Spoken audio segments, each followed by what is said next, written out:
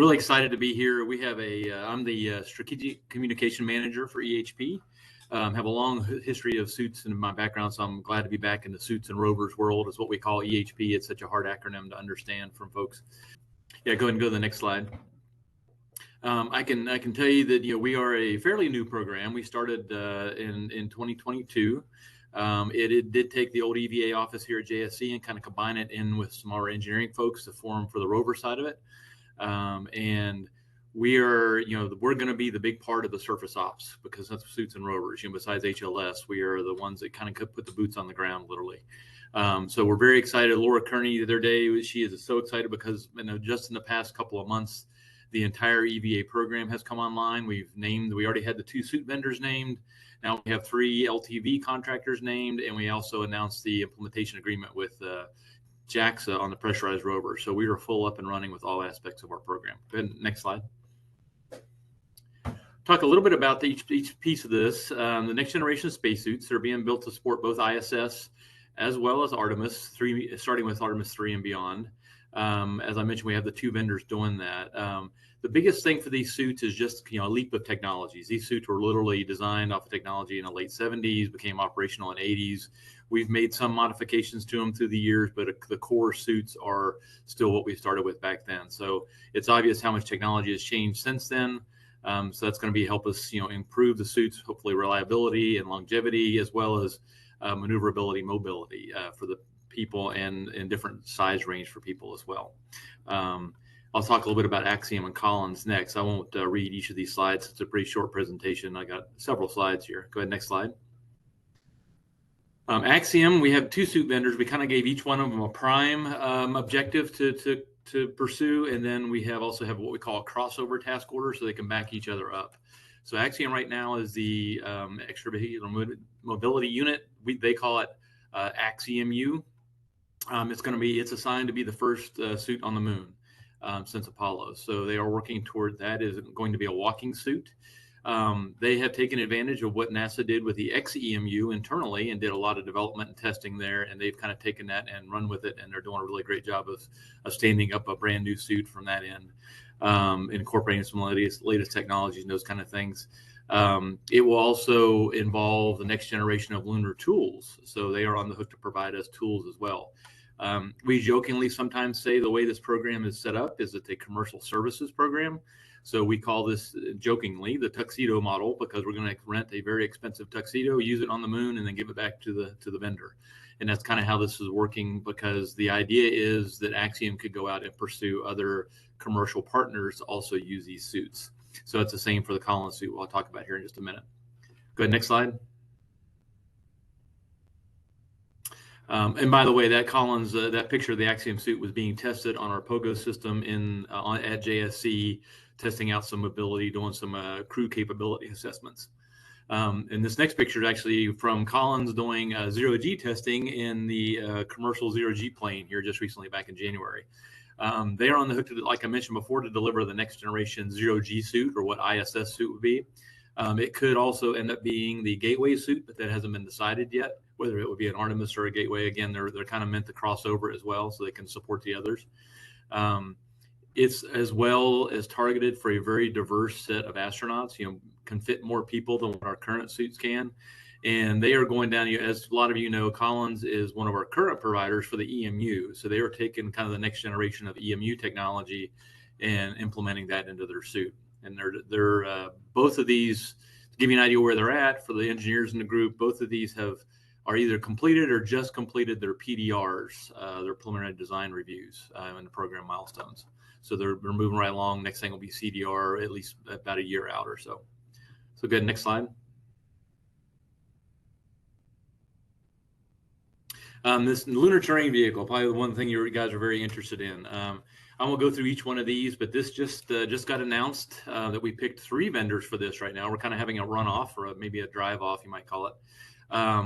This is going to be a big, as everybody knows from Apollo, when we started flying on Apollo 15, the rovers, a huge jump in capability for the astronauts to get a diversity of samples and just the footprint they can leave and traverse on the moon. So we're really looking forward to getting the rovers coming online.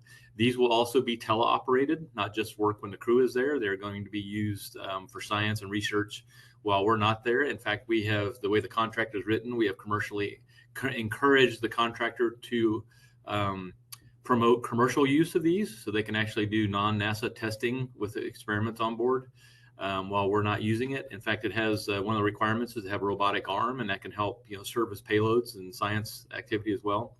And do things also for NASA, like scout out landing sites and where we want to traverse on the next mission in between the Artemis missions.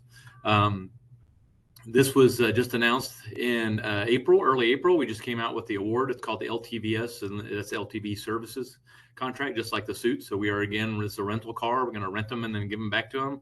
The interesting thing is these have a 10-year contract life for them. So it's up to the contractor how to propose to make them be available for us for 10 years. Do you make a very robust vehicle that can then last 10 years, or do you launch a new vehicle every year? That's up to the vendors to determine. So the contractors. And I'll go through the next slide. I'll show you the pictures. This is about the level of detail we have for each of these now. And next slide is, I think it's this is Lunar Outpost. They were one of the vendor selected contractors. The vehicle is called Lunar.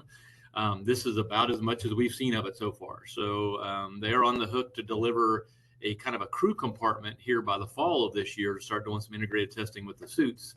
But when one of the things about these commercial services contract is they create kind of a competition.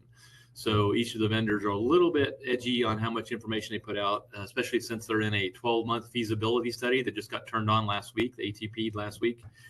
So the next 12 months, they're going to be racing toward getting a close to PDR level design for these vehicles. And then we will decide how much further we can take one or maybe two, depending on, as Laura Kearney says, our program manager, she says, depending on available funds at the time. So we'll see. Go ahead, next slide. Is Intuitive Machines. They were one of the three. They were called Moon Racer. And I was told, just to give you an idea about the competition, I was told this picture was specifically selected to not show certain technology they're planning on using. So that's an idea of how we're going to be, for me on the communication side, we have to be careful as to what we show sometimes. And they want to keep some of their proprietary information proprietary, but it is a cool shot that they generated for us for the announcement. And then the next one is one you can see a lot of pictures of. This one actually shows it with Starship, which is what they're planned right now. I think they are in a formal agreement with SpaceX to get them to the surface. In fact, an interesting article just came out and said they have just acquired about $160 million worth of payload funding for a launch on Starship, and that's commercially funded, not by NASA. So that will be a separate mission. So they're well on their way, and you will see their vehicle called the Flex. They've had a running vehicle full-size mock-up for a couple of years now, and you will see it in the news a lot. It's an interesting design. It's not the normal car design. You can see the astronaut standing up in the back of it. Go ahead, next slide. And this was this recent too. Same thing, about the middle of April. The U.S. government announced that they were doing a implementation, or they've signed an implementation agreement with JAXA to build the pressurized rover. They have engaged, JAXA has engaged Toyota as their prime contractor so far. I don't know if that's a formal contract for the whole thing, but that's who they've been using up to this point. In fact, a lot of the renderings you will see will have a big Toyota banner on the side of it. This one doesn't. So this means we're starting we've had several TIMs and been working with them for the past couple of years, but now it's getting formalized. And I think they're talking about an SRR, system requirements review type, at the end of the year, as soon as the end of the year. But you can see this obviously gets us into a whole different world of exploring the moon. We can go out. The idea is to stay away from the vehicle or the moon, the main home base, like an HLS, for up to like 30 days. You can go into the hundreds of kilometers away versus just a few kilometers or tens of kilometers like with the other rovers. So, and they can actually do some limited amount of science on the vehicle on board while they're in a pressurized environment. So we're excited about having JAXA on board to do that. Go ahead and go next slide. I'm running out of time quick, but this is just something we built that kind of talks a little bit about how the challenges we're going to have. And I just heard the previous presentation, all the limited sunlight we have, and also extended night periods or dark periods. We have a thing we call the survive the night, which is how do we live past, our vehicles and equipment live through these long extended periods. I won't go too much more into that. Next slide. You guys are probably very familiar with these. This is just an animation, which I think that they were showing some of the other stuff previously with Jake and Tamara. But you can see, and then the next slide, after watching this video, you can see the next slide. Laura Kearney calls this, folks might remember the old Frogger game where you played, where you had to try to get across the street and not get run over. If you look on this screen, you can see a little green line on the far right going around, I believe that's Shackleton Crater. And it's showing how we would have to go a little bit and then stop, go a little bit and then stop as the shadowing passes by us. So that way we would never be in complete darkness for extended periods of time. So it's an interesting way we may have to plan these maneuvers. And that's whether we're there for a human-based mission or whether it's a remotely based mission. You have to be real careful as to where you end up with your rover, because you may be in a dark spot, and now we have a survive the night situation we have to meet. And go to the next slide. I think you guys know this probably better than we do. Communication navigation, huge challenge, especially for the early missions. We don't have an infrastructure built up yet. So we're talking about how we might have to do repeaters. There's discussions about having, I think they've are talking, Wi-Fi. Literally, the suit may be a WAP, a kind of an area for a pickup to extend the Wi-Fi coming off the HLS, all those kind of things. And just pure navigation on a dimly lit, long shadowed area is going to be very difficult. We have begun training the crews, the crew office. We haven't assigned a crew yet, but crews on, it's a Boy Scout process called orienteering, how to use your surroundings and literally counting steps and things, and how to keep yourself and your situational awareness high, because that's kind of the fallback of the fallback plan, would be have the human in the loop to help that out. But as you can see from this information, it's going to be very difficult to keep communications early on and keep navigation. We do not want to have the crew lost on the surface. And this just gets more complicated when you have the rovers on board. So next slide. And I think this is the one you guys know better probably than anybody in this group, would be the dust mitigation issues we have to address. We saw it on Apollo. I personally have seen an Apollo crew member say, if they had to stay a few more days, they probably would have refused to go spacewalk because they were starting to have lung problems, things like that. And this picture here is, I think, from Apollo 17, where they broke the fender off by accident and coated themselves with regolith. So you can see how it extensively sticks to the suit. And now we got to bring that suit into a pressurized vehicle or into HLS and figure out how we mitigate that. So a lot of challenges there. And then to keep a vehicle working on the surface for 10 years or even a year at a time is going to be a real challenge too. So I think I'm well over. Sorry about that. I'll hand it back to folks. Keep going.